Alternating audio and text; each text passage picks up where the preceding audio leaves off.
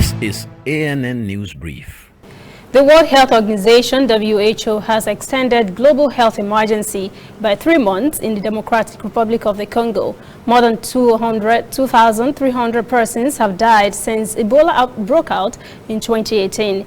The outbreak was declared a global health emergency in July last year after a patient died in the provincial capital Goma, the first case in a major city. WHO Chief Tedros Ghebreyesus said the potential remained for a much larger epidemic as long as there was a single case of the disease in an area as insecure as eastern DR Congo. This epidemic in the DRC is said to be the worst Ebola outbreak on record.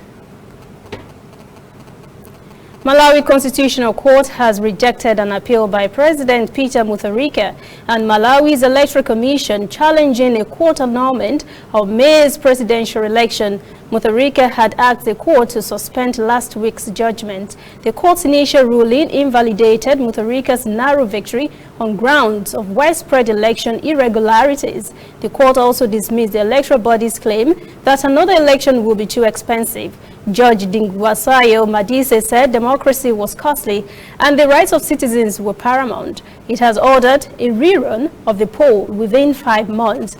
Meanwhile, a senior member of the Malawi Electoral Commission has made damning disclosures over the conduct of the body in the annulled election result. Commissioner Mary Nkosi says MEC made a mistake in declaring Peter Mutharika the winner of the election. She said had glaring irregularities and anomalies. Speaking before a parliamentary committee hearing on the court ruling, Nkosi revealed some members were even forced to sign the election result sheets few hours to the swearing-in ceremony. We'll be right back. We are on the road every day, canvassing throughout Africa for news you really need. We follow this story everywhere, from every corner of Nigeria to the wide African expanse. We bring you what's making headlines. We connect you with news you can use.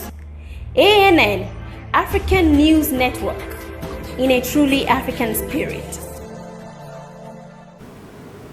Sudan Trade and Industry Minister Madani Abbas Madani said on Wednesday the country will continue to subsidize bread prices during the current transitional government. The trade minister said the country had sufficient wheat reserves to last until May. There were large protests in the capital Khartoum and other towns against shortages of bread and fuel. One person was reportedly killed by security forces in the town of Kosti. Demonstrations in 2018 against rising cost of bread and other essentials escalated into the mass political protests that led to the ouster of President Omar al-Bashir.